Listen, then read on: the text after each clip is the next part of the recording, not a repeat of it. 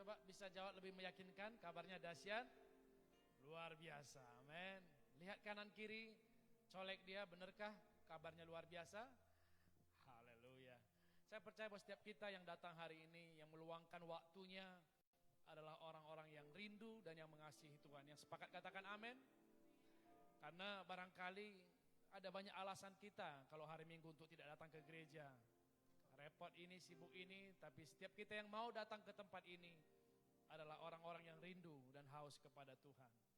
Itu sebabnya mari sama-sama Bapak Ibu pagi hari ini kita jangan sampai pulang dengan sia-sia. Kita pastikan kita menerima berkat hadirat Tuhan dan berkat firman Tuhan. Sebelum kita mulai ibadah kita tundukkan kepala, kita berserah diri di hadapan Tuhan. Bapak terima kasih untuk kasih setiamu, untuk semua hal yang Tuhan kerjakan dalam hidup keluarga kami. Tuhan, tidak bisa kami menghitung satu persatu pertolongan Tuhan, berkat Tuhan dalam hidup kami. Kami ada hari ini kami sadari karena kebaikan Tuhan. Tuhan, ini kami umat-Mu pagi hari ini. Kami datang dengan segala kerinduan kami, dengan segala pergumulan kami letakkan di bawah kaki-Mu. Kami mau ambil bagian yang terbaik hari ini, ingin memuji menyembah Tuhan. Kuduskan kami, layakkan kami menikmati lawatan-Mu. Dalam nama Tuhan Yesus, haleluya, amin. Mari Bapak Ibu Saudara sekalian, dengan mata dan hati yang tertuju kepada Tuhan, kita mau datang menyembah Dia pagi hari ini. Terima kasih Tuhan untuk segala kebaikan-Mu, Yesus.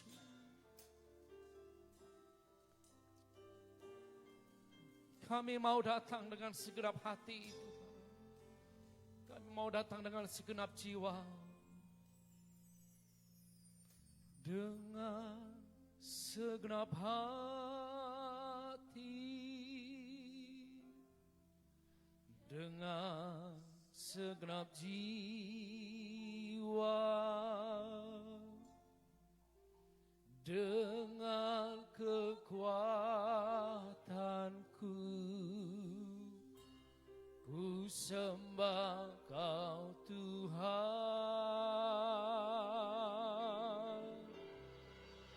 Dalam kekudusan-Mu,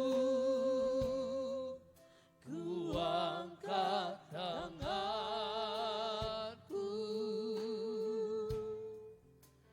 ku rindu selalu dalam hadirat-Mu. Sembah Dia, sebab Engkau yang kudus, Anak Domba Allah. Darah-Mu tercurah di atas Kalvari.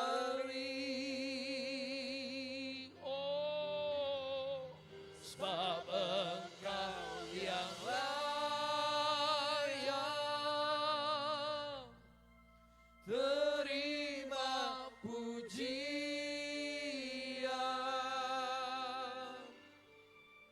hormat dan kuasa, sekarang dan selamanya. Mari angkat suaramu dengan segenap hati di hadapan Tuhan. Dengan segenap hati, dengan segenap jiwa, dengan kekuatanku,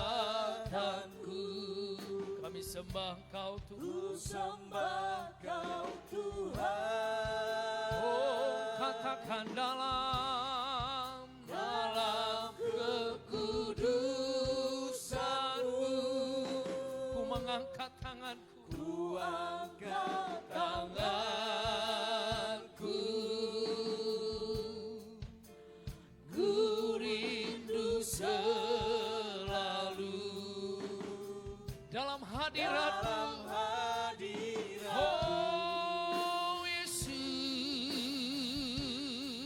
sebab Engkau yang kudus, anak domba Allah, darah-Mu tercurah di atas Kalvari, sebab Engkau yang layak terima pujian,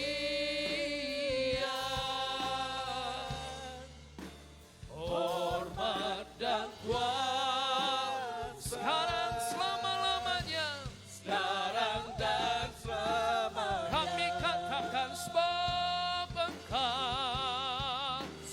Engkau yang kudus,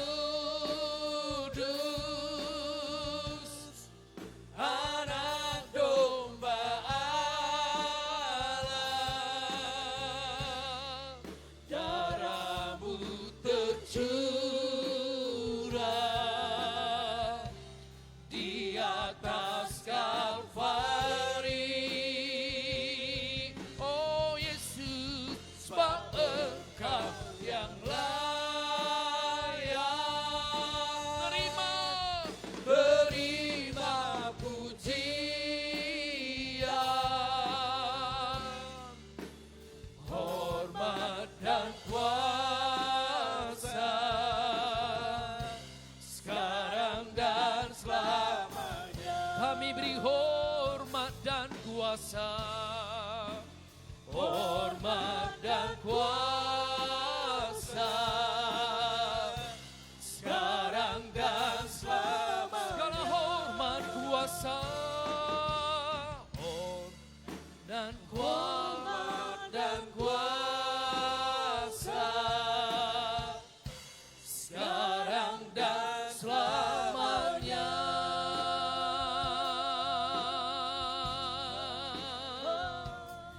Kau yang layak disembah, haleluya.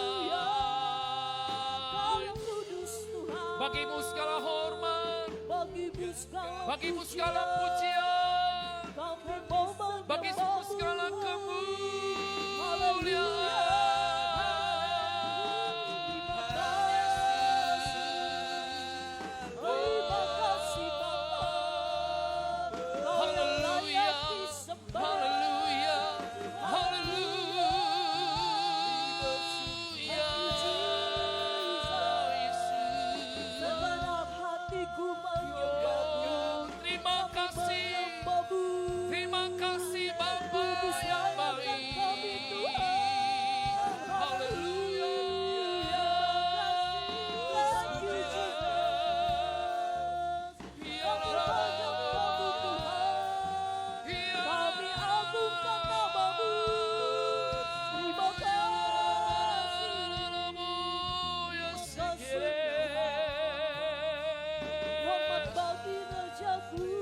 Hosana bagimu, Hosana bagimu Bapa.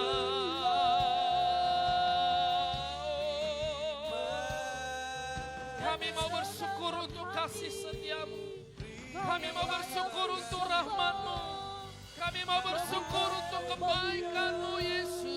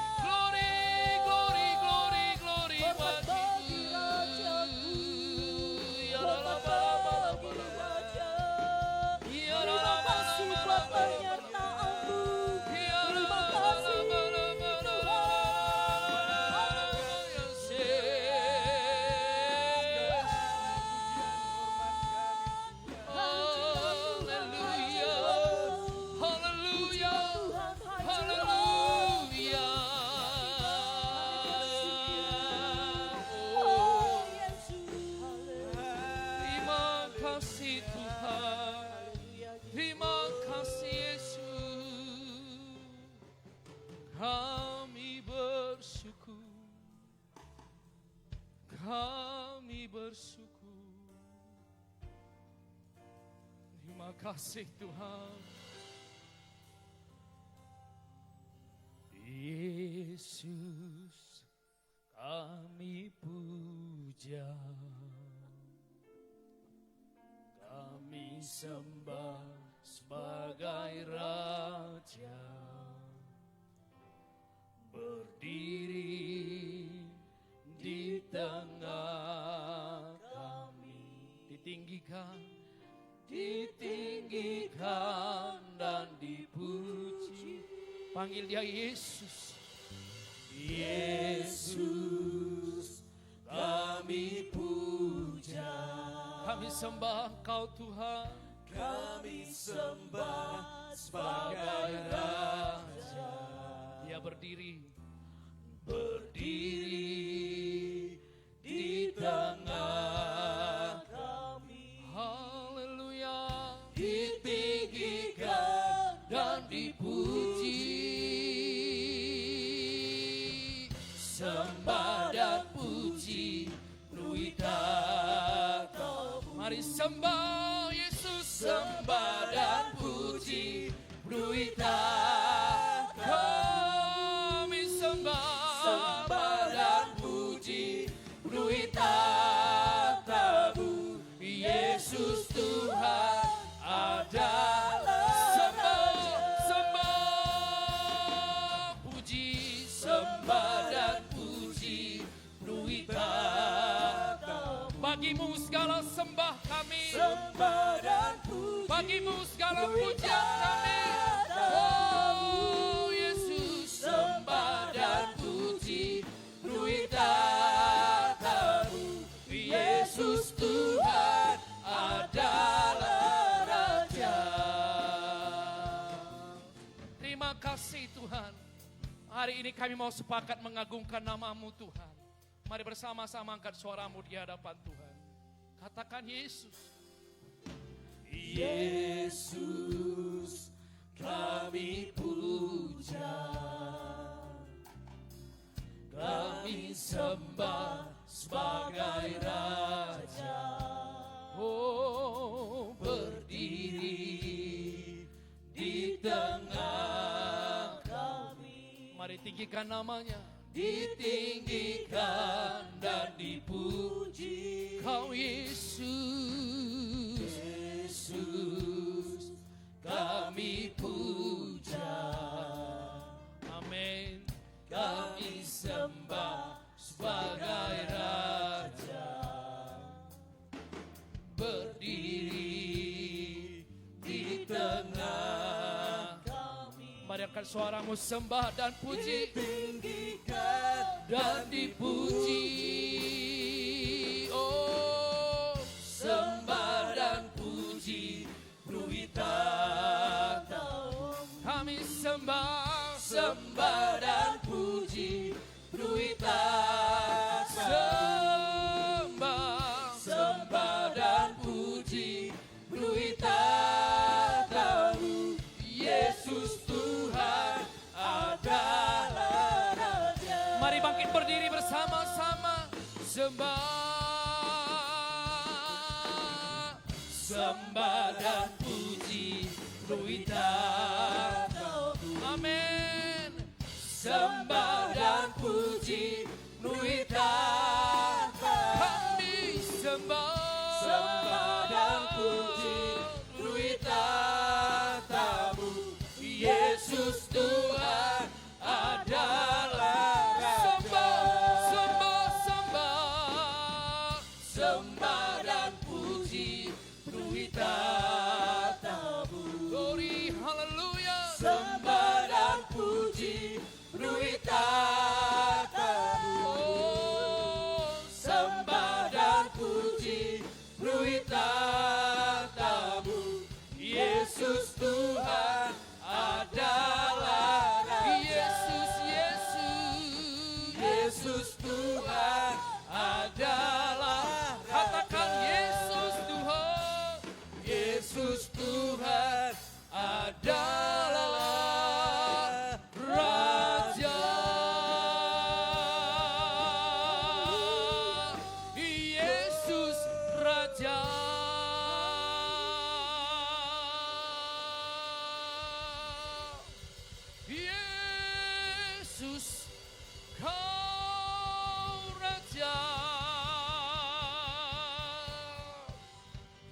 Tuhan adalah Raja.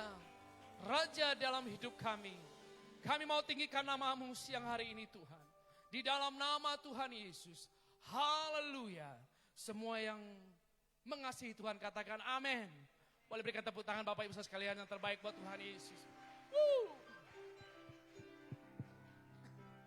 Saudara mau bersorak-sorak, amin.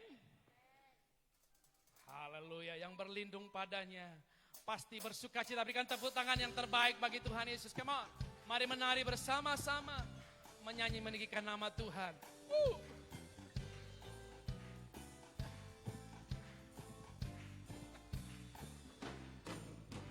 Yang berlindung padanya kan bersuka cita, yang bernaung padanya kan bersorak-sorak. Karena Tuhan, maka kita yang di dalam kasih-Nya selalu bergembira. Sama-sama burung-burung terbang tinggi dan melayang-layang. Semua puji Tuhan.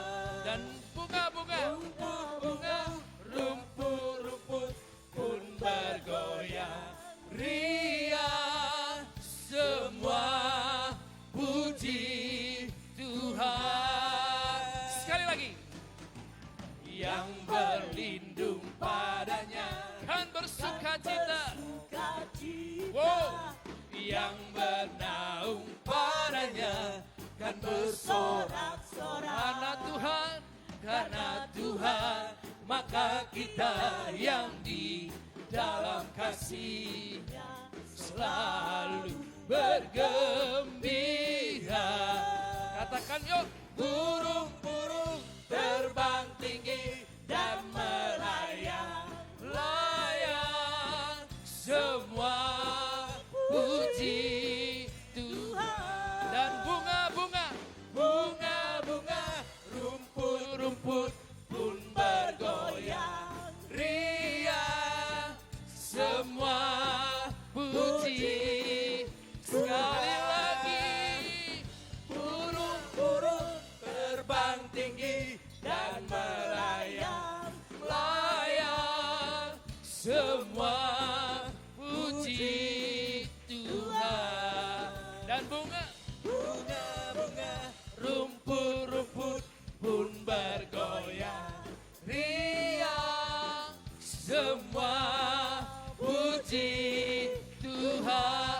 Semua puji Tuhan. Semua puji Tuhan. Dan semuanya, semua puji Tuhan. Yeay, berikan sorak-sorai untuk memuji Tuhan. Haleluya. Banyak saudara yang mau bersorak-sorai pagi hari ini. Tepuk tangan sekali lagi buat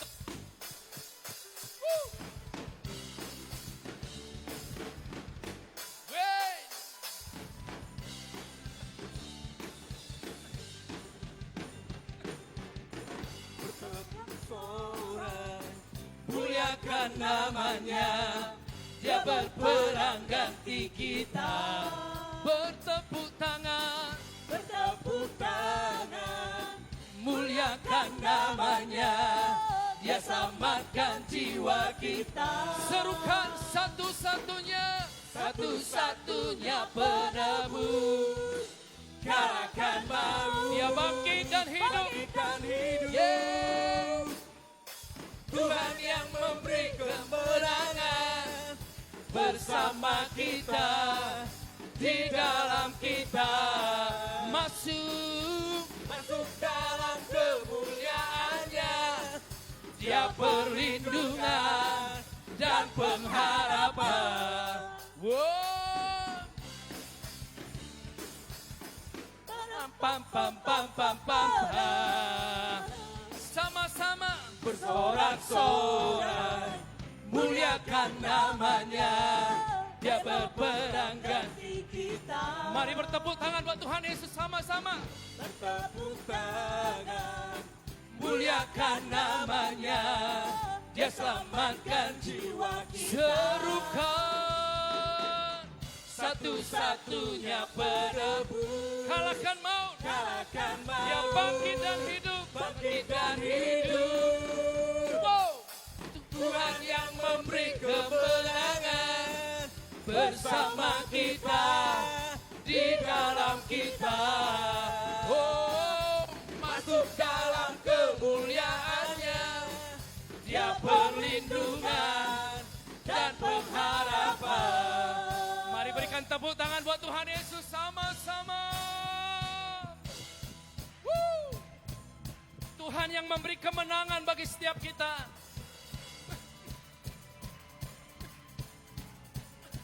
Yeay.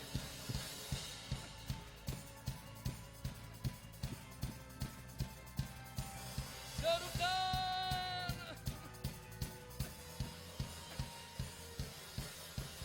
Hai. Mari bersama-sama serukan di hadapan Tuhan.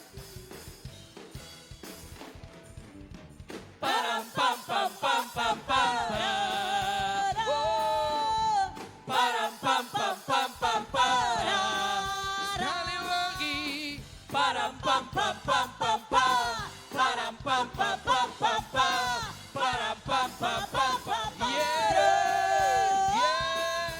Tuhan yang memberi kemenangan bersama kita, di dalam kita. Mari masuk. Masuk dalam kemuliaannya, Dia perlindungan dan pengharapan. Tuhan yang memberi kemenangan bersama kita, di dalam kita.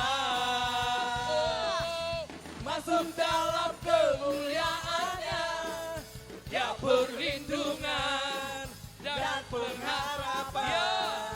Dia perlindungan dan pengharapan. Sekali lagi. Dia perlindungan dan pengharapan.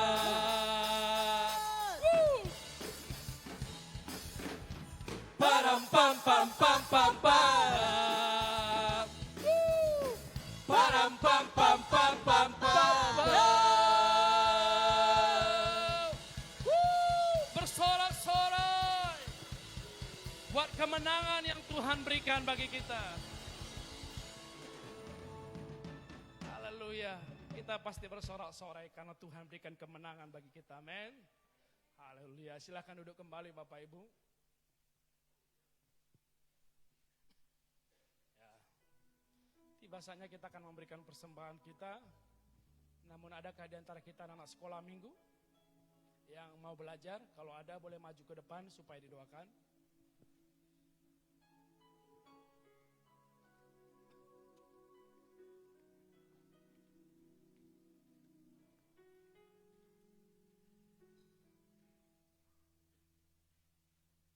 Ya, ada lagi anak-anak sekolah minggu yang di atas boleh?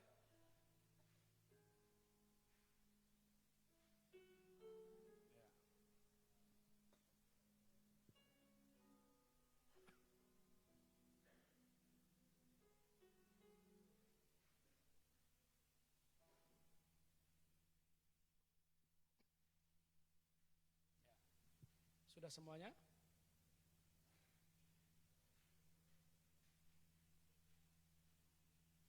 Mari Bapak Ibu sama-sama kita arahkan tangan kita memberkati anak-anak sekolah minggu yang ada di depan kita. Kita berdoa untuk mereka. Bapak terima kasih buat anak-anak yang Tuhan hadirkan. Tuhan percayakan hadir di tengah-tengah keluarga kami. Saat ini Tuhan mereka akan belajar bersama dengan guru-gurunya. Tuhan kami lepaskan pengurapan, kami lepaskan hikmat, kuasa daripada Tuhan atas anak-anak kami, atas guru-gurunya Tuhan. Sehingga mereka boleh bertumbuh di dalam iman, di dalam pengenalan akan Tuhan.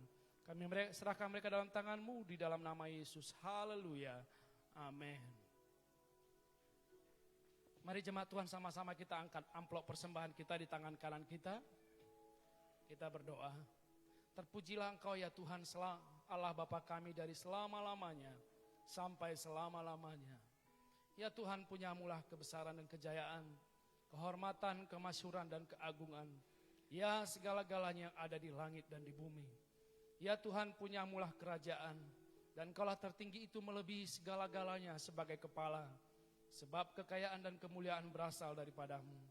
Dan Kaulah yang berkuasa atas segala-galanya. Dalam tangan-Mulah kuasa membesarkan dan mengokohkan segala-galanya. Sekarang ya Tuhan kami bersyukur kepadamu dan memuji nama-Mu yang agung itu. Aku tahu ya Tuhanku bahwa Engkau adalah penguji hati dan berkenan kepada keikhlasan. Maka kami pun mempersembahkan semuanya ini dengan sukarela dan tulus ikhlas. Dan sekarang umat-Mu yang hadir di sini telah Kau lihat memberikan persembahan sukarela kepadamu dengan sukacita. Ya Tuhan Allah Abraham, Ishak dan Yakub, Bapa kami, peliharalah untuk selama-lamanya kecenderungan hati umat-Mu yang demikian ini, dan tetaplah tujukan hati mereka kepadamu. Tuhan Yesus, kami memberi di dalam nama Yesus. Haleluya. Amin.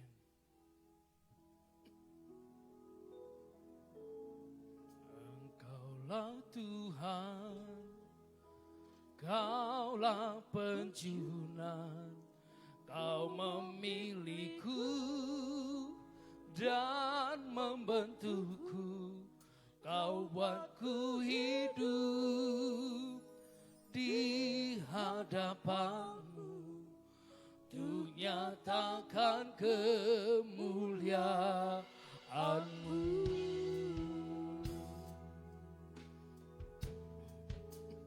Bagai tanah liat dalam tangan-Mu, Kau jadikan bencana yang indah. Demikian aku dalam tangan-Mu, ku sungguh berharga di mata-Mu.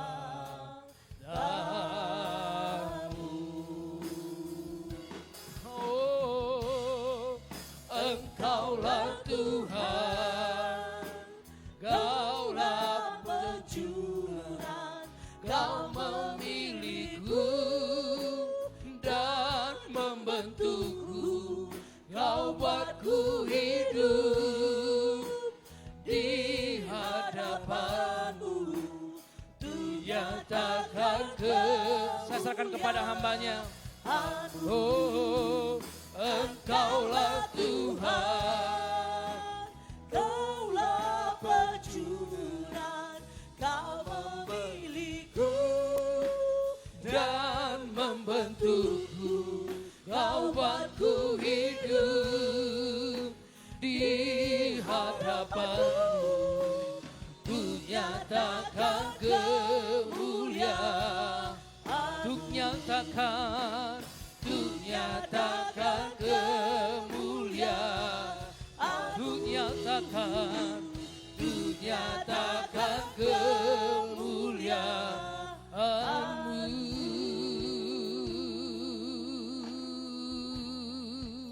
Haleluya.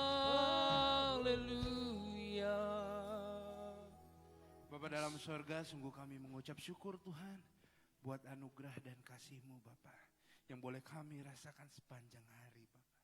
Terima kasih Tuhan buat pujian dan pengagungan kami yang boleh kami naikkan sebagai korban syukur. Kiranya Engkau disenangkan Tuhan. Terima kasih Tuhan, sebentar lagi kami mau mendengarkan sebagian dari firman-Mu. Kau berkati setiap kami Bapa. Berikan kami telinga seorang murid yang mau dengar-dengaran dan taat akan firman. Di dalam nama Tuhan Yesus kami sambut berkat-Mu. Hanya di dalam nama Tuhan Yesus kami berdoa mengucap syukur. Haleluya. Amin. Shalom saudara yang terkasih. Ya, puji nama Tuhan. Tuhan Yesus baik. Terima kasih buat tim Propetik yang telah melayani. Ya, tema kali ini yaitu adalah menang atas iri hati dan kekecewaan. Ya, menang. Kata kuncinya adalah menang. Siapa di sini lebih dari pemenang? Amin. Kita semua lebih dari pemenang ya. Makanya kita bersorak-sorai. Karena apa? Karena kita sudah terima kemenangan. Makanya lagu yang tadi mengingatkan saya bahwa kita itu lebih dari pemenang. Bersorak-sorai. Muliakan namanya. Dia berperang bagi siapa? Kita. Kita nggak perlu angkat senjata. Dia yang turun. Makanya kita harus ingat tidak ada seorang pun yang benar. Itu yang harus kita ingat terus, renungkan terus. Tidak ada seorang pun yang benar. Dan tidak ada seorang pun yang mencari Allah. Jelas firman Tuhan katakan. Yang mencari siapa dulu? Kita atau Allah? Allah. Dia turun untuk mencari kita. Makanya Allah bisa dianggap sebagai Bapa. Allah bisa dianggap sebagai pasangan.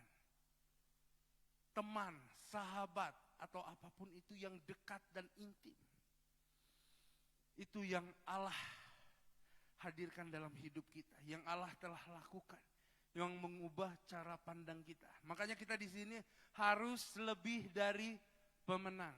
Karena seorang yang belum menang biasanya dia akan stres. Dia akan berpikir bagaimana caranya untuk menang.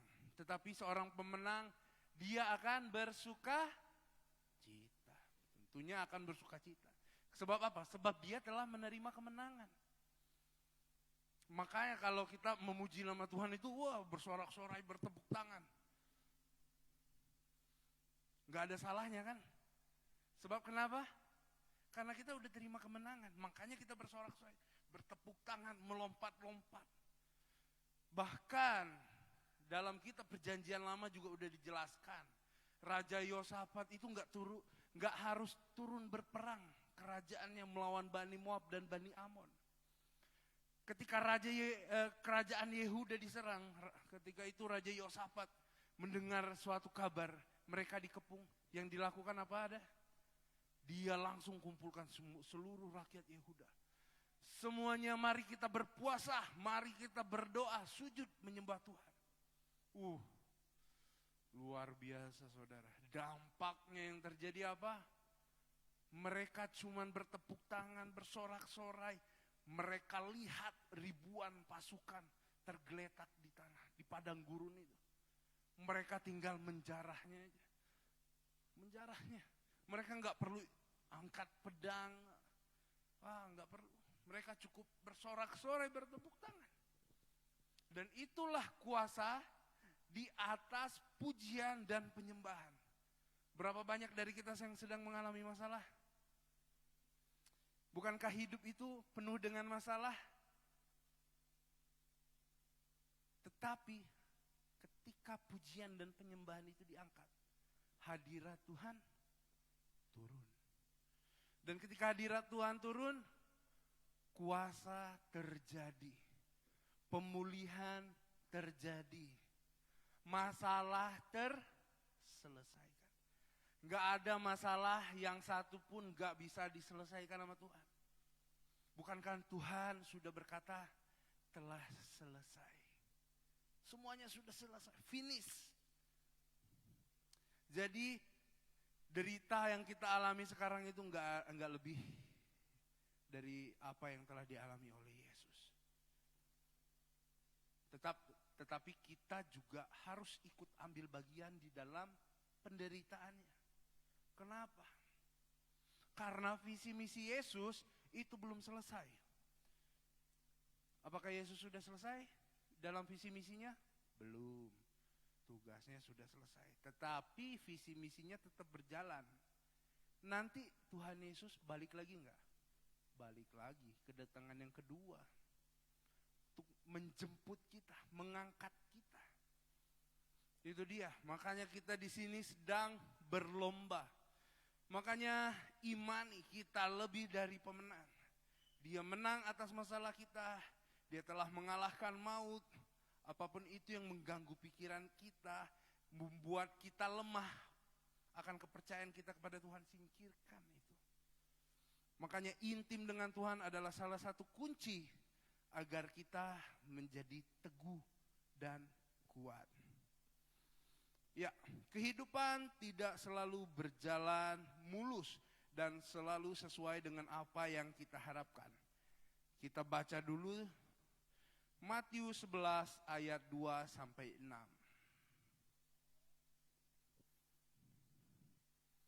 Matius 11 ayat 2 sampai yang ke-6. Ya, saya akan bacakan ayat yang genap. Saya minta saudara-saudara sekalian bacakan ayat yang ganjil. Saya bacakan dulu. Di dalam penjara, Yohanes mendengar tentang pekerjaan Kristus.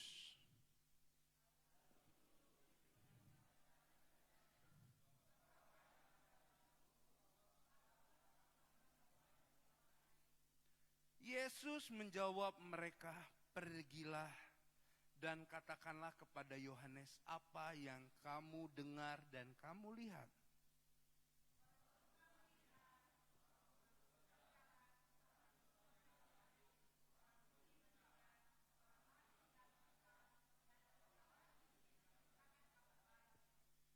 Dan berbahagialah orang yang tidak menjadi kecewa dan menolak siapa? Iya, aku di sini dikatakan bahwa aku itu Yesus. Karena apa? Karena A huruf depannya besar. Aku. Setiap kata Tuhan, walaupun dia, huruf depannya pasti besar. Jadi kita bisa bedakan, ini ditujukan kepada siapa. Kalau A-nya besar, aku, nah itu berarti Tuhan Yesus. Nah ini dia, kenapa? Supaya kita bisa memahami firman Tuhan lebih lagi.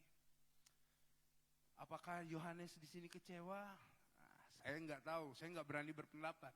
Walaupun saya punya penafsiran sendiri, tetapi apa yang tidak dikatakan oleh Alkitab, itu nggak boleh disampaikan.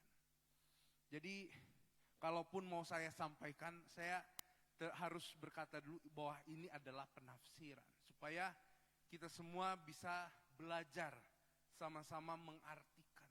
Sama-sama belajar di sini, maksudnya supaya kita dapat memahami lagi, baik dalam konteks sejarahnya, dalam konteks situasinya, dalam konteks yang terjadi pada saat itu. Sebab apa? Si Yohanes sedang dalam apa? Penjara. Ada kalanya malah yang terjadi adalah hal-hal yang tidak kita harapkan. Sama sekali kita nggak berharap bahwa kita masuk penjara, tiba-tiba kita masuk penjara. Itu satu kondisi yang mendadak terjadi. Kita lagi seneng-seneng, puji Tuhan, tiba-tiba polisi datang bawa kita. Enak nggak? Nggak enak, saudara. Nggak enak. Kenyataan itu kemudian membuat perasaan kecewa dalam diri kita. Terkadang kita dikecewakan oleh situasi yang berubah seketika. Kecewa dengan perubahan pemimpin menetapkan ini, wah kecewa. Gak mau tunduk lagi, gak mau taat, cari pemimpin baru, gampang lah. Wah itu belum dewasa dia. Dia belum bisa benar-benar kuat. Sebab kenapa? Sebab orang yang tunduk dan taatlah yang sebenarnya dicari oleh Tuhan. Bukan hanya setia, setia perlu. Tetapi kalau udah lama setia gak taat gimana? Ya sama aja. Tetapi orang yang mau tunduk, taat, apalagi setia, wah itu yang luar biasa. Itu baru namanya karakter prajurit Allah. Apa yang membuat seorang kecewa? Nah, keadaan yang buruk. Keadaan yang buruk itu bisa berupa apa aja. Ada contoh tokoh Alkitab. Bisa saudara ingat siapa yang kecewa sama Tuhan? Seorang nabi loh. Seorang nabi. Hebat. Seorang yang luar biasa. Menurut saya dia luar biasa. Tetapi dia kecewa sama Tuhan. Ada yang ingat siapa? Siapa? Yunus. Dia disuruh kemana? Kemana dia pergi? Jauh banget. Berontak sama Tuhan. Kenapa? Karena dia benci orang Niniwe. Musuhnya Tuhan. Bahkan Tuhan pakai Yunus. Tapi ini yang uniknya dari kisah Yunus ini, peristiwa Yunus ini, Tuhan pakai Yunus. Pakai Yunus. Lewat kekecewaannya banyak orang diselamatkan. Nakoda isi-isi kapal, orang-orang di kapal itu orang-orang kafir semua. Dia nggak percaya sama Tuhan. Nanti saudara bisa baca sendiri di rumah. Mereka berdoa kepada Allah mereka masing-masing. Mereka orang-orang kafir yang tidak percaya dengan Tuhan. Tetapi Tuhan pakai Yunus. Wah, dengan kekecewaannya. Mereka diselamatkan. Tobat lewat Yunus. Angin laut bertiup kencang. Wah, kapal diombang-ambingkan. Ketakutan, yang lain ketakutan. Yunus gimana? Ke bawah, tidur dia. Oh Tuhan Yesus. Bayangkan, apakah kita seperti itu? Seperti Yunus? Saking kecewanya udah gak peduli lagi dengan apa yang ada. Dengan situasi yang terjadi, udahlah, masa bodoh. Yang penting aku menjauh dari Niniwe. Pas diundi lagi Yunus yang kedapatan. Masih bisa ngaku aku seorang Ibrani. Aku seorang yang takut akan Allah. Dikatakan siapa? Yunus. Kepada orang-orang kafir ini. Padahal dia lagi berontak sama Tuhan, tetapi dia berkata, aku seorang Ibrani, aku seorang yang takut akan Wis, Tuhan Yesus. Masih berani dia seperti itu. Padahal dia lagi kondisinya dalam pemberontakan. Tuhan suruh kemana? Niniwe. Dia pergi kemana? Ke Tarsis. Tetapi apa? Yang uniknya di situ, nahkoda ini berdoa kepada siapa? Allah. Bahkan ketika kami ada kelas eksegesis, jadi menafsirkan melalui kitab aslinya, kata-kata aslinya, bahasa aslinya, yaitu bahasa Ibrani. Ketika kami penggal kata per kata melalui aksen Yahudi, dan itu didapatkan mereka berdoa kepada Yahweh. Wah, luar biasa. Luar biasa Yunus ini. Ketika dalam pemberontakannya aja Tuhan masih bisa pakai dia untuk menyelamatkan orang-orang. Bahkan ketika mereka sudah tiba di daratan, udah mencoba tiba ke daratan, apa yang dilakukan orang nahkoda ini, orang-orang kapal ini? Dia persembahkan korban syukur kepada siapa? Yahweh, Allah Tuhan. Allah Abraham, Allah Ishak, Allah Yakub. Yang kita sembah dalam nama Yesus. Dan itu sangat luar biasa. Yang luar biasanya lagi, masuk di dalam perut apa? Perut ikan. Udah ditelan perut ikan. Dia kalau kita baca itu kalau nggak salah di pasal 2 atau pasal 3, di situ dia tetap berdoa, tetap memuji Tuhan, tetapi dia nggak ngakuin kesalahannya, nggak ngakuin pemberontakannya. Itu luar biasa. Kenapa saya bilang luar biasa? Belum sadar. Kenapa Tuhan lakukan itu semua? Yang salah siapa? Yunus. Yang salah Yunus. Tetapi Tuhan bisa menggunakan media. Medianya apa? Alam. Sekali digoncang aja alam, siapa yang menderita? Kita. Kita yang menderita. Makanya, kalau ada orang berbuat dosa, tegur. Tegurnya dengan kasih. Jangan sampai kita merasa paling benar gitu, enggak. Ketika ada orang berbuat dosa, tegur. Supaya apa? Supaya kita dijauhi dari malapetaka. Sodom Gomora seperti itu. Negeri penuh dosa. Ada orang yang benar enggak? Ada orang yang benar. Tapi apa? Diguncangkan, dibinasakan. Begitu juga kalau kita melukai hati Tuhan. Ketika bangsa ini, kalau bangsa Indonesia melukai hati Tuhan, tidak benar di hadapan Tuhan, digoncangkan enggak? Walaupun ada orang benar, digoncangkan, dibinasakan kita. Tapi apa? Makanya kita terus berdoa syafaat. Berdoa syafaat supaya apa? Supaya kita juga yang benar ikut diselamatkan. Seperti siapa? Seperti di kisah Sodom Gomora. Itu Abraham berdoa untuk Lot dan istrinya. Keadaan yang buruk. Di dalam penjara Yohanes mendengar tentang pekerjaan Kristus. Ketika dia mendengar tentunya, wah penasaran dong. Yesus melakukan mujizat. Kenapa enggak Yesus bebasin saya dari sini? Orang sakit berjalan, orang lumpuh lumpuh berjalan, buta melihat, tuli mendengar. Jadi siapa yang mau bebasin saya? Apa saya harus nunggu orang lain datang? Kenapa bukan Yesus sendiri? Terkadang kita juga kecewa, saudara. Kenapa Tuhan gak bantu saya? Kita tanya, kenapa Tuhan berikan masalah ini? Seringkali kan gitu. Karena apa? Karena kita nggak tahu apa yang telah Tuhan rancangkan. Karena kita nggak tahu rancangan Tuhan. Yang kita tahu Tuhan itu baik, Tuhan itu setia. Wah, pokoknya yang baik-baiknya Tuhan. Kita lupa akan amarahnya. Kita lupa dengan murkanya Tuhan. Ingat, Yunus saja bisa dihantam. Gelombang diombang-ambingkan. Hujan api, hujan apapun, hujan darah apapun, hujan es, bisa Tuhan lakukan. Jadi kita ketika ingat kebaikan Tuhan, ingat juga murkanya Tuhan. Supaya apa? Supaya kita tahu, kita makin dekat sama Tuhan. Kalau kita udah gak takut, wah bahaya. Bahaya. Makanya, anak itu harus takut sama orang tuanya. Kalau nggak takut sama orang tuanya, mau takut sama siapa lagi? Kalau nggak bisa dibilangin, mau dibilangin sama siapa lagi? Makanya kita butuh yang namanya rasa takut. Bukan berarti kita harus takut. Dikit-dikit takut, enggak. Melakukan ini takut, enggak. Bukan gitu. Jadi takut. Takutlah akan siapa? Akan Tuhan. Supaya apa? Supaya kita mengerti apa yang Tuhan tidak inginkan, apa yang Tuhan inginkan. Supaya kita bisa lebih paham lagi. Kalau kita udah gak takut sama Tuhan, pelayanan itu asal-asalan. Tapi karena kita takut akan Tuhan, kita gak mau asal-asalan dalam melayani.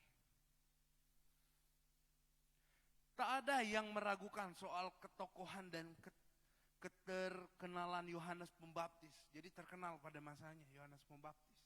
Ia menjadi seorang nabi yang dihormati pelayanannya oleh orang Israel.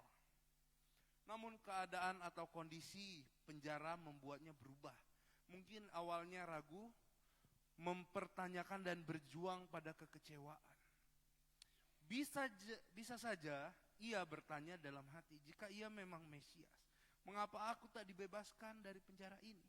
Itulah yang kemudian mendorong dan bertanya melalui perantaraan muridnya.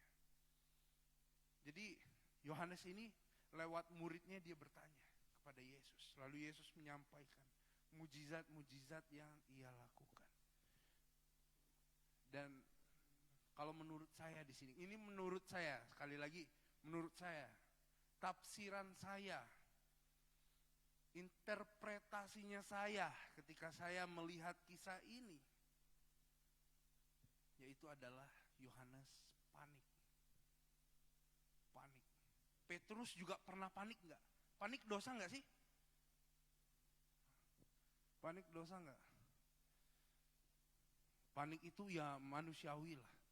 Respon yang harus kita memang singkirkan pelan-pelan. Panik itu nggak bisa secara langsung hilang, begitu aja nggak bisa.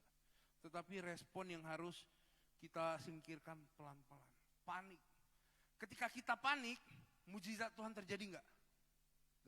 Petrus ketika dia di dalam kapal, naik kapal, dia lihat Tuhan Yesus berjalan di atas air. Apabila engkau Yesus suruhlah aku berjalan di atas air. Kemarilah Petrus. Wah, dipanggil gak sama Tuhan Yesus? Panggil. Berjalan gak di atas air? Ketika dirasanya badai gimana? Ketakutan dulu, dia panik. Ketika panik barulah dia tenggelam. Jangan sampai panik. Panik itulah yang membuat kuasa Tuhan kadang gak bekerja. Panik itu membuat kita ragu sama Tuhan. Dan ketika kita ragu sama Tuhan apa? Kita sedang merendahkan Tuhan. Kita meremehkan kuasa Tuhan. Makanya khawatir aja itu dosa loh.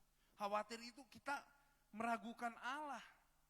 Meragukan kuasa Allah. Makanya penting sekali ini. Penting sekali apa? Bangun hubungan yang intim. Bangun hubungan yang intim. Seperti apa? Seperti bapak dan anak. Bapak dan anak. Ion, saya punya anak namanya Ion. Kalau dia diajak keliling, seneng.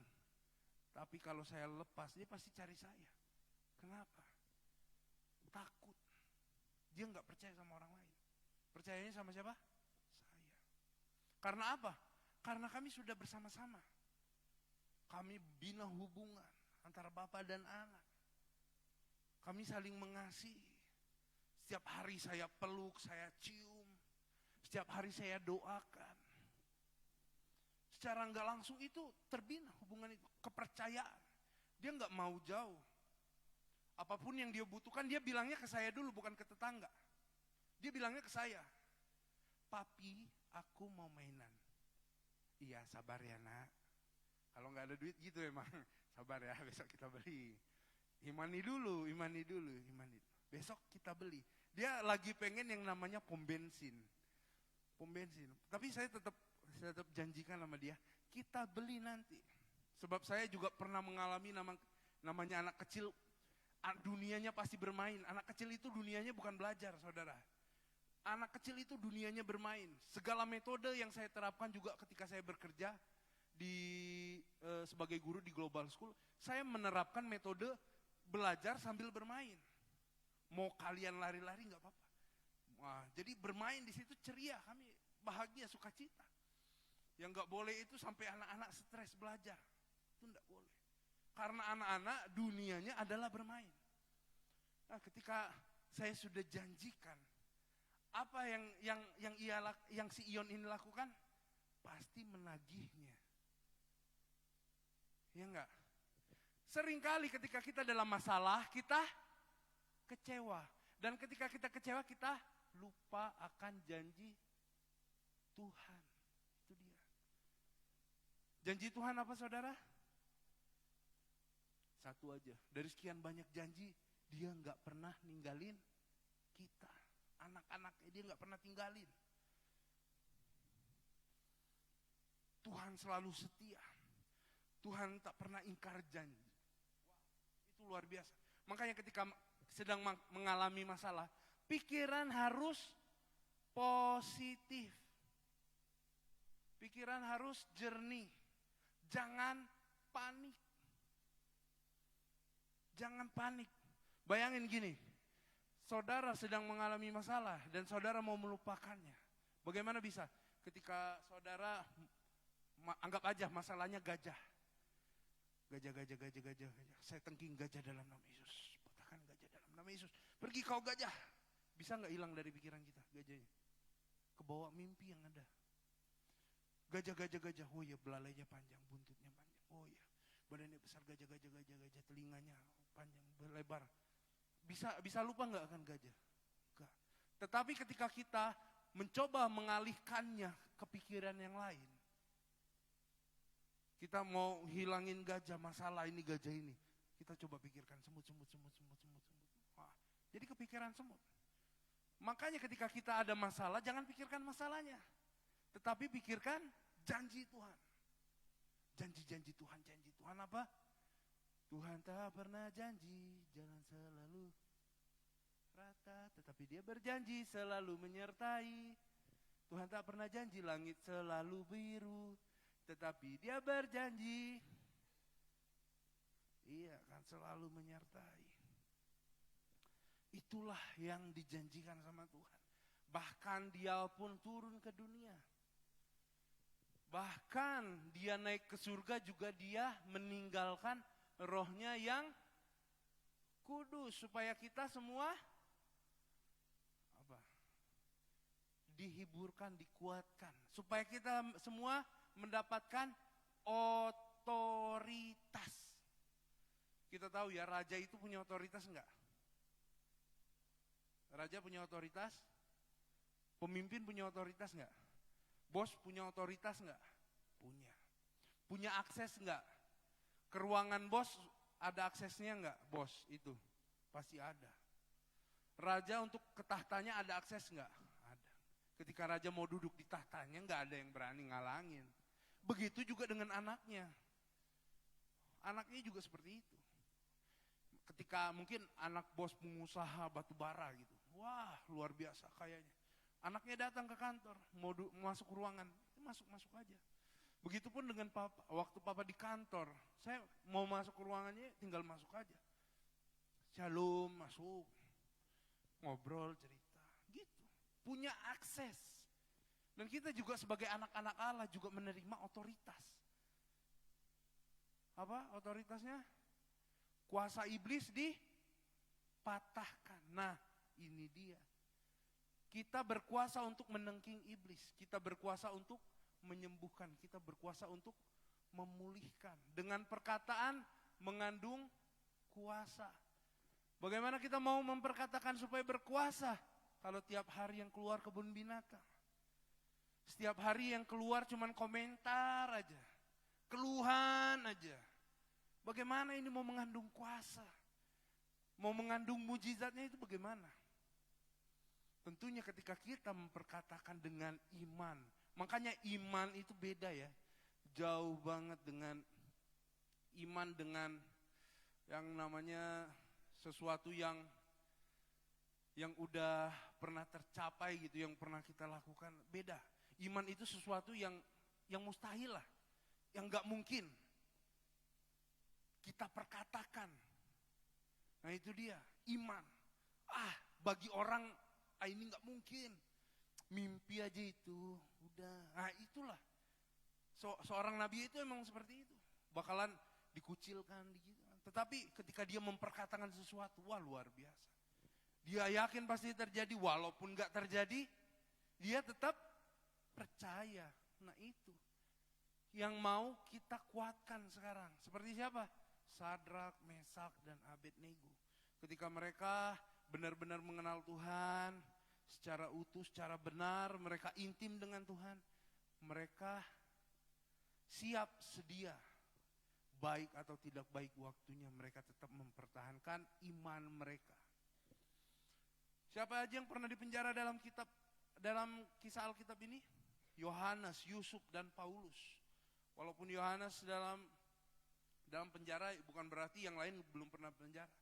Semuanya juga mengalami penderitaan sama kok. Di dalam tokoh Alkitab ini semua mengalami yang namanya penderitaan. Mengalami yang namanya satu masalah. Yusuf masuk penjara enggak? Masuk. Di penjara juga. Enggak cuma di penjara, dibuang, dihina, bahkan dilempar, dijual, jadi kacung, jadi budak. Tapi apa? Hidupnya berdampak, hidupnya jadi berkat. Dimanapun dia berada jadi berkat. Bahkan dia dipercayai walaupun di dalam penjara, kepala penjaranya pun mempercayai Yusuf. Karena apa? Jadi berkat, jadi terang, jadi garam. Dapat dipercayai Yusuf. Makanya satu teladan kita, Yusuf ini, wah luar biasa hidupnya. Kenapa? Karena dia tahu rancangan Tuhan. Dia benci gak sama saudaranya, saudara? Gak. Yang luar biasanya ketika saudara-saudara minta maaf, ampunilah kami karena kami telah melakukan suatu tindakan yang jahat terhadap engkau. Apa yang Yusuf katakan? Tidak apa-apa. Ini semua rancangan Allah, ini semua perbuatan Allah. Luar biasa. Luar biasa yang saya alami di situ. Wah, Yusuf tahu rancangan Tuhan. Rancangan Tuhan untuk apa? Untuk memelihara suatu bangsa yang besar. Karena pada saat itu terjadi krisis makanan. Kalau enggak dari Yusuf, dikirim ke Mesir mungkin sudah rata itu semua Israel mati kelaparan. Tetapi rancangan Tuhan itu indah pada waktunya. Makanya kita harus tetap percaya kepada Tuhan. Segala sesuatu yang terjadi, Tuhan izinkan. Kenapa? Karena Tuhan turut bekerja untuk mendatangkan kebaikan. Untuk siapa? Untuk saya dan saudara. Begitu juga dengan Paulus. Paulus pernah masuk penjara bukan? Pernah. Tetapi apa yang dilakukan Paulus? Dia memuji-muji Tuhan di dalam penjara. Ketika dia memuji-muji Tuhan, penjara itu bergoyang. Bayangkan bergoyang. Itu tembok roboh semua. Kepala penjaranya sampai liatin, ada yang kabur enggak? Ada yang kabur enggak? Si Paulus kabur enggak? Apa yang didapati? Paulus enggak kabur.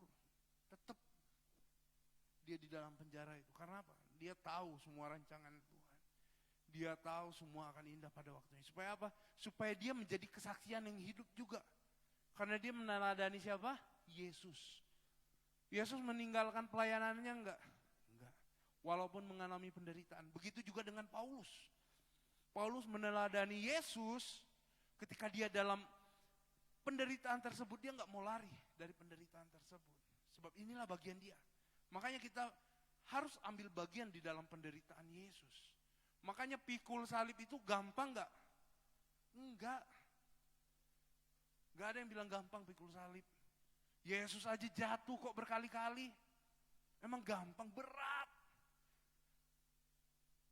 Kita bener disalahin. Sakit enggak? Kita nih dalam posisi bener, saya enggak bohong. Tetapi saya dikatakan berbohong. Gimana? Sakit enggak? Sakit. Berapa banyak pelayan-pelayan yang mundur dari melayani Tuhan karena difitnah.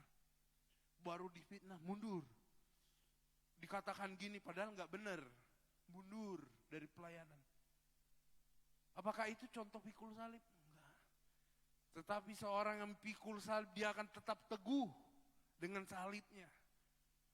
Dengan jalan pelayanannya. Dia akan tetap fokus di dalam pelayanannya. Karena apa? Karena itulah bagian dari salibnya. Dia disalibkan ketika dia benar. Dia disalahkan ketika dia benar. Dan itulah yang harus kita teladani juga. Dari siapa? Dari Paulus, dari Yesus. Itu satu contoh teladan yang baik. Supaya apa? Supaya kita gak membenarkan diri. Nah itu dia. Paulus gak sibuk dia membenarkan dirinya, enggak. Karena dia tahu bagian dia. Dia tahu ada bagiannya Tuhan. Bagian Tuhan yaitu adalah membenarkan kita. Kalau kita benar, bagaimana Tuhan mau membenarkan kita? Kalau kita udah merasa benar, bagaimana Tuhan mau membenarkan kita?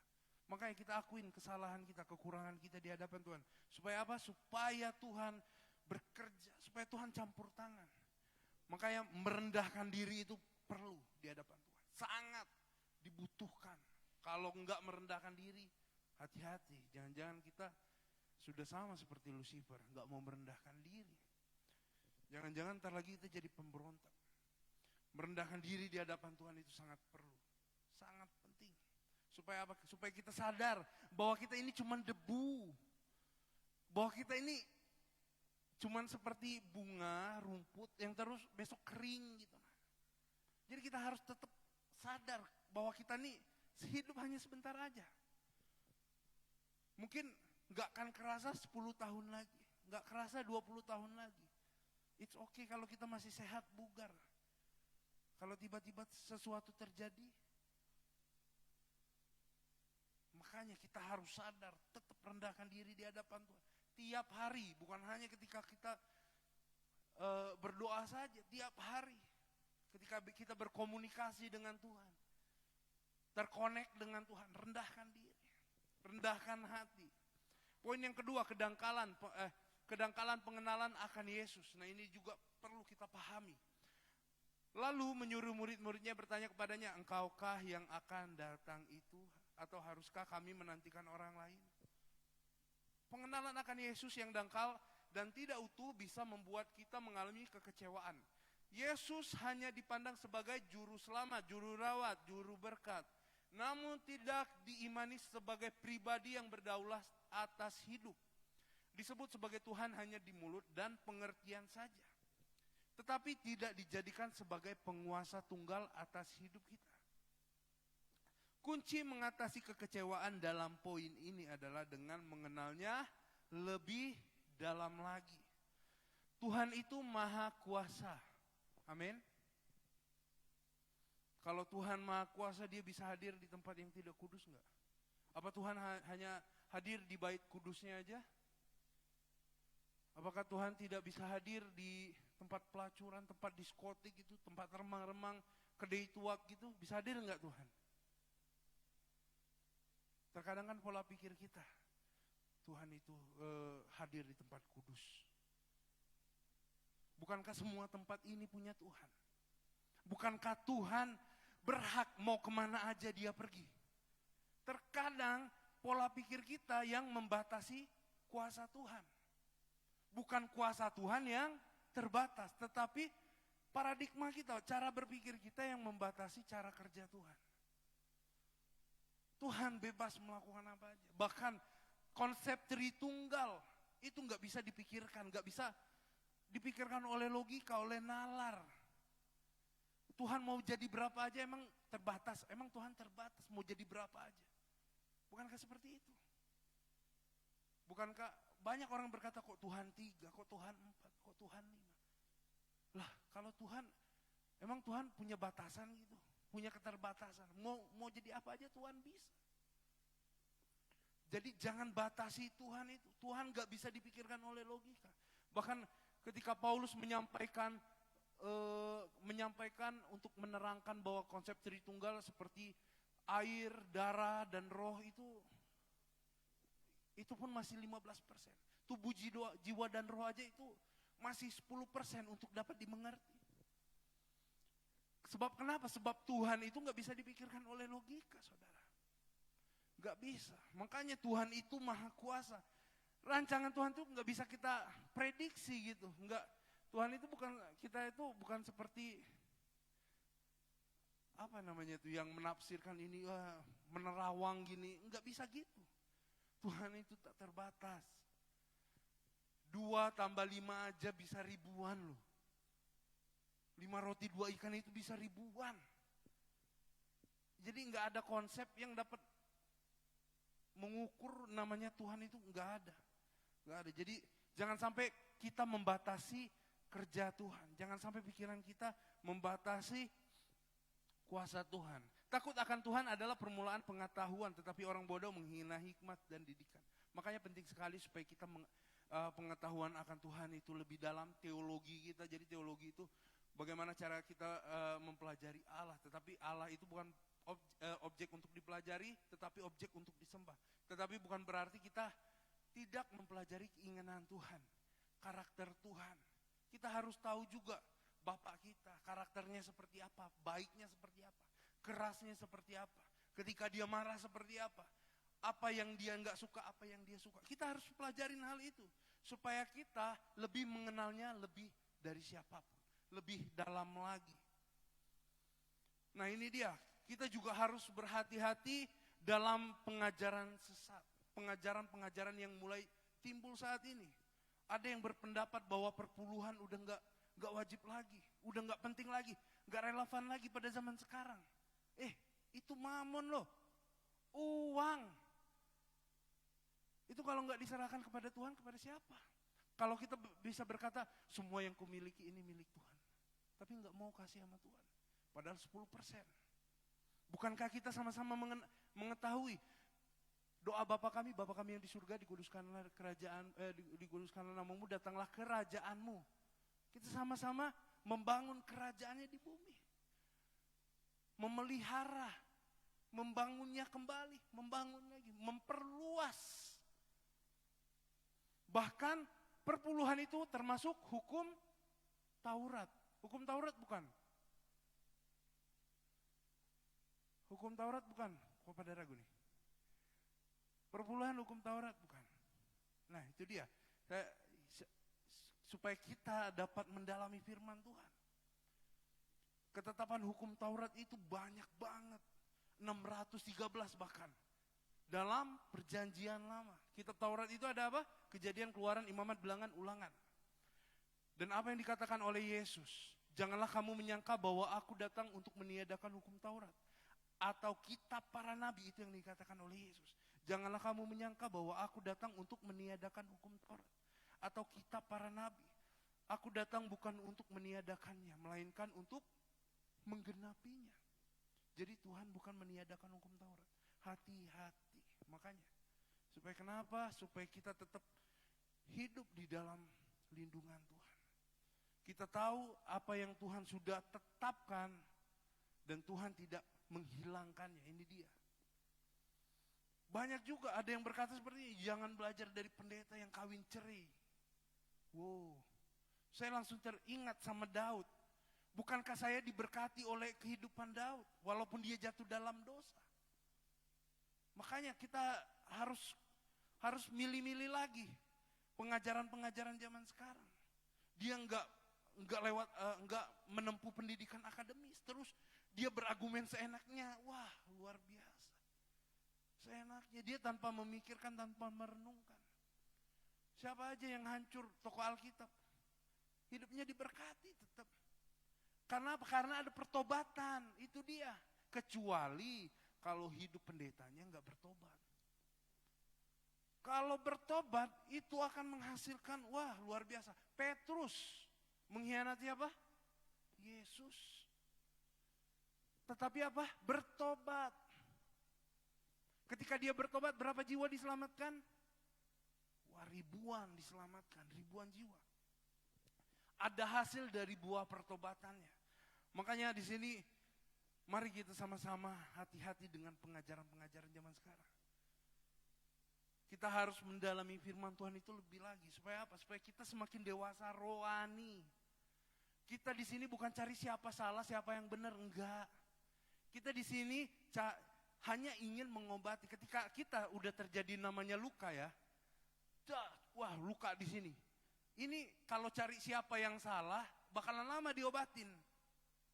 Tetapi kalau kita cepat ambil tindakan mengobatinya langsung tanpa mencari siapa yang salah, siapa yang benar, ini luka dapat sembuh, cepat sembuhnya. Makanya ketika masalah terjadi jangan cari siapa yang salah, siapa yang benar. Tuhan gitu juga, Tuhan Yesus. Tuhan gak cari siapa salah, siapa yang benar, langsung dirangkul. Oh, wanita berdosa mau dirajam, langsung dirangkul sama Tuhan. Siapa di sini yang gak pernah buat dosa? Hendaklah dia yang melempar pertama kali. Terkadang kita juga seperti itu di gereja. Yang berdosa gak usah melayanilah. Hidupnya aja gak jadi berkat. Waduh. Emang Tuhan Yesus pernah ngelarang orang berdosa untuk melayaninya? Apa Tuhan Yesus memberitahunya dulu? Kamu ikut karakter building dulu lah. Supaya karaktermu terbentuk. Baru bisa melayani aku. Apakah pernah seperti itu? Bahkan Yesus, ketika kita ingat Paskah, sebelum hari menjelang Paskah, yang datang untuk mengurapi si Yesus siapa? Wanita berdosa. Wanita berdosa, hei, ayolah. Ubah paradigma kita, jangan sampai kita jadi ahli-ahli Taurat, orang-orang Farisi. Tetapi kita marilah, ketika kita melihat orang berdosa, orang itu udah jadi berkat, jangan dijauhi, tetapi rangkul. Kita juga pengen punya hati seperti Yesus ya, yang mau menyelamatkan jiwa-jiwa.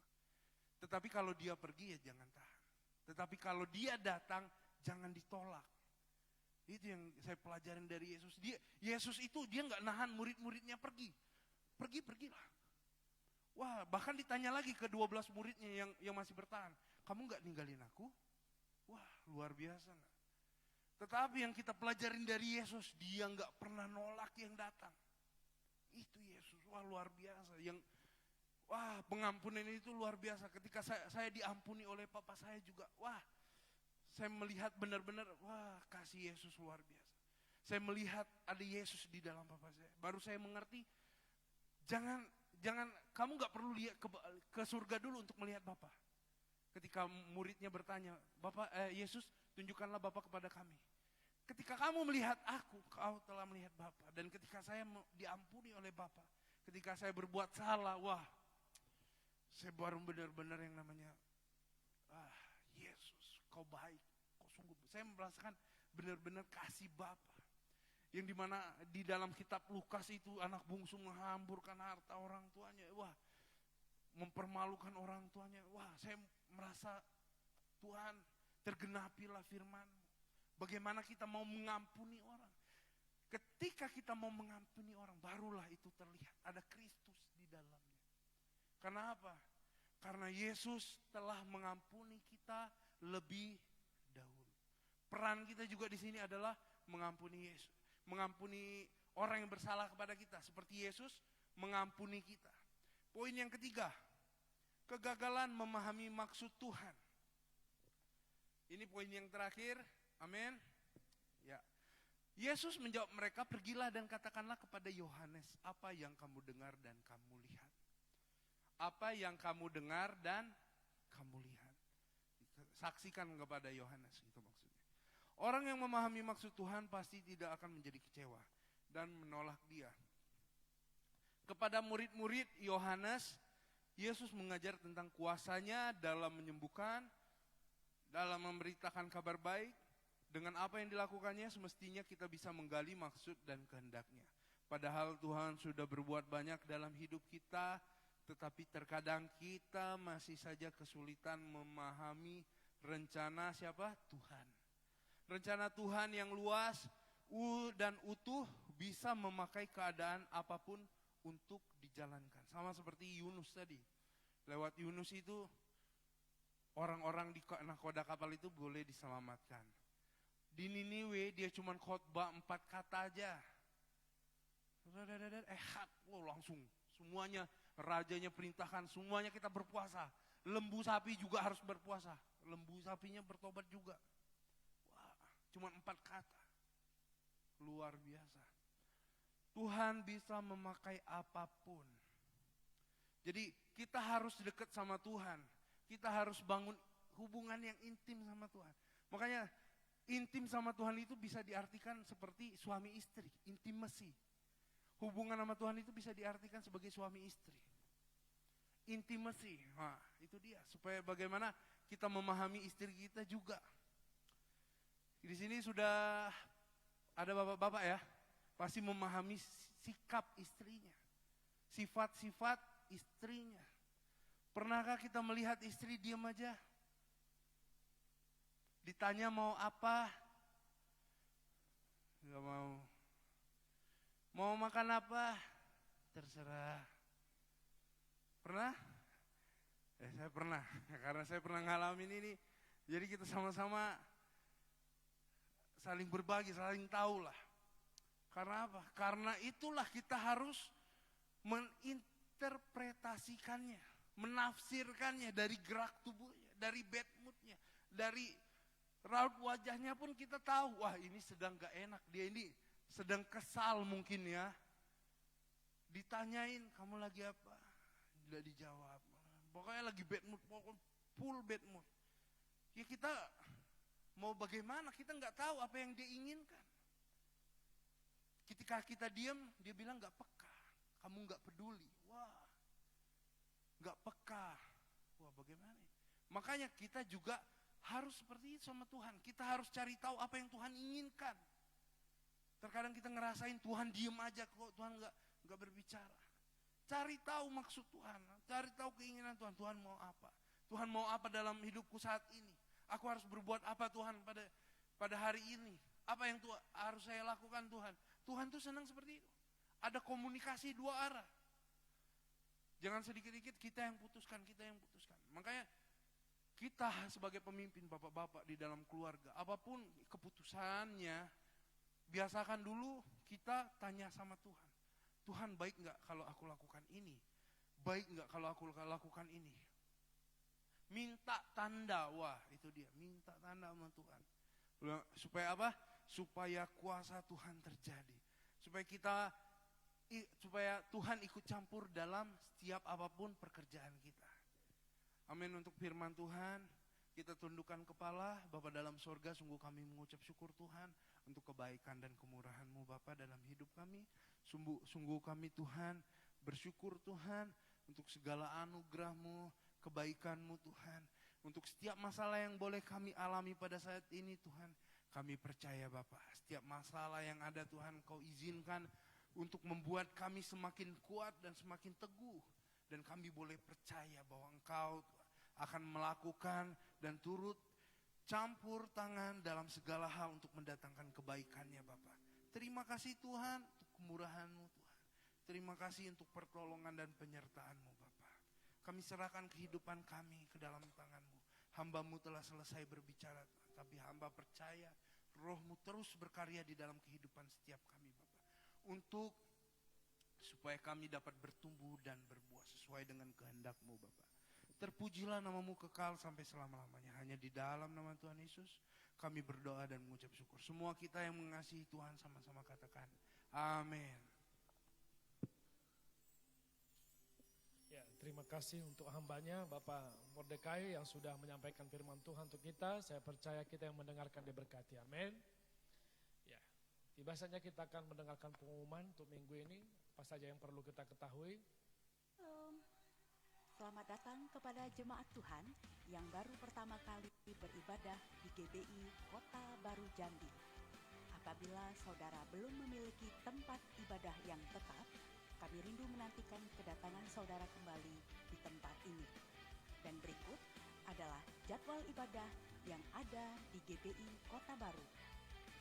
Ibadah raya pertama dimulai pukul 7 waktu Indonesia Barat. Ibadah raya kedua dimulai pukul 10 waktu Indonesia Barat. Ibadah raya ketiga dimulai pukul 16.30 waktu Indonesia Barat, bertempat di gedung utama GBI Kota Baru. Ibadah Anak Betel Indonesia yang pertama dimulai pukul 8.30 waktu Indonesia Barat. Ibadah Anak Betel Indonesia yang kedua dimulai pukul 10 waktu Indonesia Barat, bertempat di gedung utama GBI Kota Baru. Ibadah Wanita Betel Indonesia akan dilaksanakan setiap Selasa pukul 19 waktu Indonesia Barat, bertempat di ruang Anak Betel Indonesia. Ibadah Pemuda, Remaja, dan Dewasa Muda Betel Indonesia akan diadakan setiap Jumat pukul 19:15 waktu Indonesia Barat, bertempat di gedung utama GBI Kota Baru. Info Komsel. Bagi jemaat Tuhan yang rindu untuk bergabung di dalam komunitas sel GBI Kota Baru, dapat menghubungi Bapak Mordekai untuk wilayah Pos PI Simpang Acai dan sekitarnya, Bapak Luas untuk wilayah Pos PI Patimura dan sekitarnya. Info data jemaat. Bagi Bapak Ibu yang belum terdaftar sebagai jemaat GBI Kota Baru, dapat segera menghubungi Sekretariat Gereja. Shalom jemaat Tuhan, kita bersyukur karena kita mendapat kesempatan selama 30 hari mulai tanggal 23 Maret sampai 22 April 2023 bersama-sama terlibat dalam doa dan puasa raya. Ada 4 jenis puasa yang akan kita lakukan. Pertama, puasa 1 hari, tidak makan dan tidak minum. Saudara bisa melakukannya dari pukul 19 sore hari sampai dengan keesokan hari pukul 18. Yang kedua, puasa setengah hari, tidak makan dan tidak minum. Saudara dapat melakukannya dari pukul 19 sampai dengan pukul 13 keesokan hari. Yang ketiga, puasa 1 hari, tidak makan tetapi minum air putih secukupnya. Saudara dapat melakukannya dari pukul 19 sampai dengan pukul 18 keesokan harinya. Yang keempat, puasa terbatas, berpantang terhadap makanan tertentu, makanan enak. Ini kita dapat lakukan sepanjang 30 hari, sepenuh waktu. Mari bergabung dalam gerakan doa puasa raya ini. Tuhan Yesus memberkati. Shalom.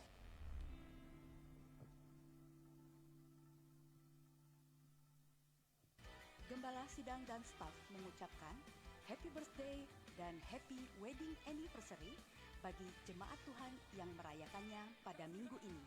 Dan berikut adalah nama-nama yang berbahagia.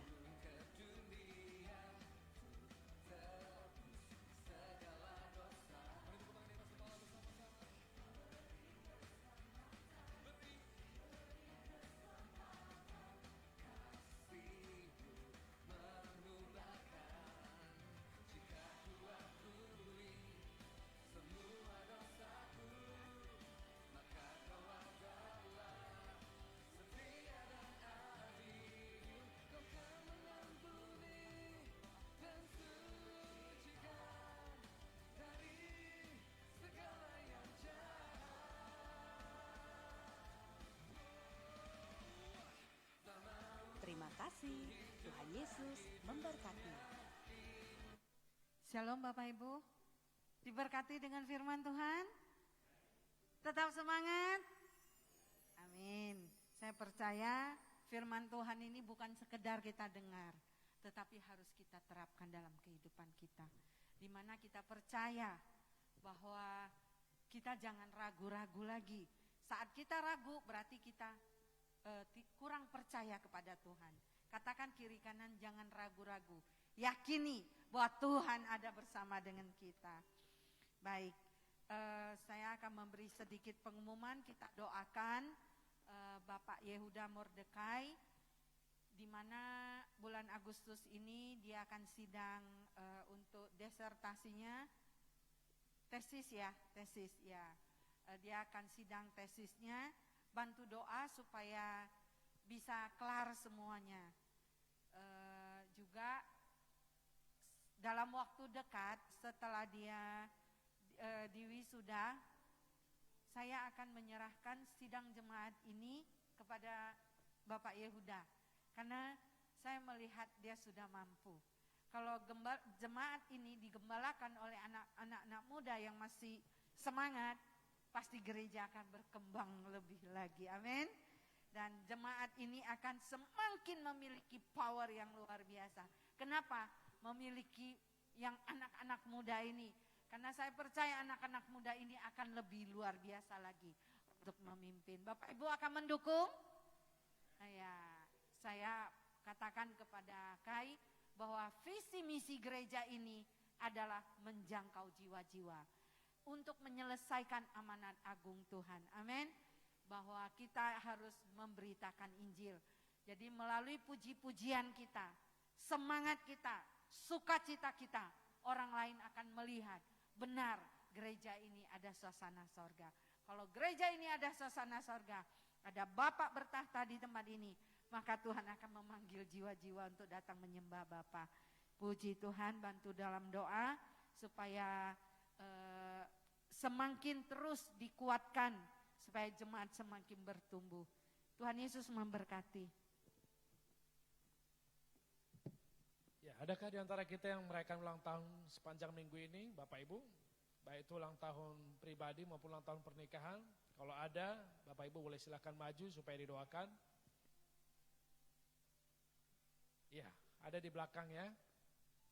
Mohon Ibu Gembala boleh mendoakan. Ayo yang di belakang supaya didoakan.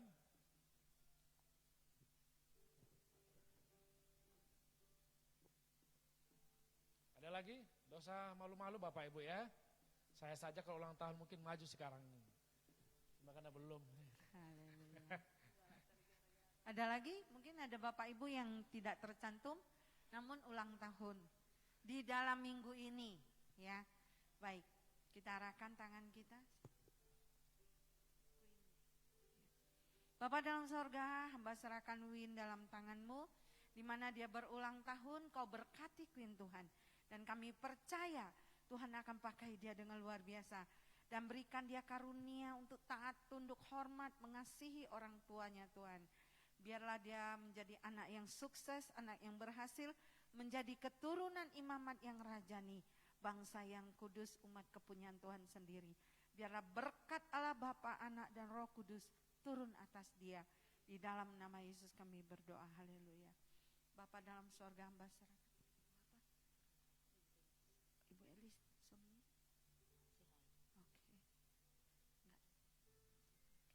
Bapa dalam sorga, hamba serahkan keluarga Bapak Sirait ke dalam tangan-Mu, di mana istrinya Ibu Elis Tuhan, yang hadir hari ini, Engkau memberkati rumah tangga ini Tuhan.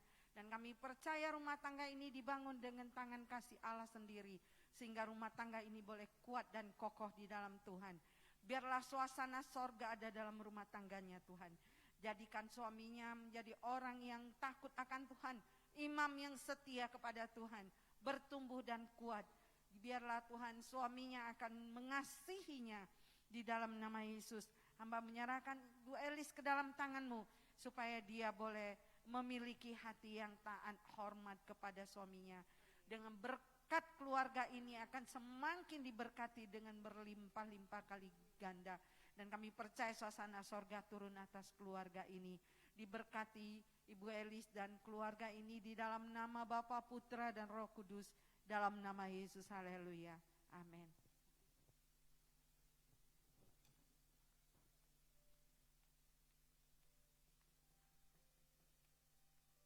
Tiba saatnya kita akan membacakan visi dan misi GBI Kota Baru. Kami mengundang Bapak Ibu untuk bangkit berdiri. Kita baca dalam hitungan 1, 2, 3. Kamilah keluarga yang terpilih dan harmonis yang dipanggil Tuhan untuk melayani bersama-sama sampai kerajaan kekal. Mari kita satukan hati kita, kita berdoa. Bapa yang baik, Bapa yang penuh kasih, terima kasih Bapa buat kesempatan siang hari ini. Kami sudah memuji, memuliakan Tuhan. Biarlah Tuhan Engkau berkenan atas ibadah kami hari ini. Biarlah semuanya untuk kemuliaan hormat bagi nama Tuhan. Terima kasih Bapa buat kebenaran firman-Mu Tuhan, yang sudah diperdengarkan oleh hamba-Mu. Tuhan, terima kasih Bapa, bahwa hari ini Tuhan, kami akan menang Tuhan, atas segala persoalan yang kami hadapi. Kami akan menang atas segala sakit penyakit. Kami menang atas kegagalan yang kami hadapi hari-hari ini. Karena firman-Mu Tuhan adalah kekuatan Allah yang memulihkan kehidupan umat-Mu hari ini. Kekuatan Allah yang bisa menyembuhkan segala sakit penyakit kami hari ini. Terima kasih Bapa, berkati hamba-Mu Tuhan. Engkau taruhkan hikmat-Mu Tuhan. Marifat-Mu terus Tuhan Engkau urapi dengan dahsyat luar biasa. Sehingga lewat kehidupan hamba-Mu ini Tuhan, banyak jiwa-jiwa akan dimenangkan dan mengalami pertobatan lewat firman yang akan disampaikan hamba-Mu. Terima kasih Bapa. Kami serahkan juga Tuhan umat-Mu hari ini yang datang beribadah di tempat ini maupun juga yang ada di rumah Tuhan mengikuti secara onsite.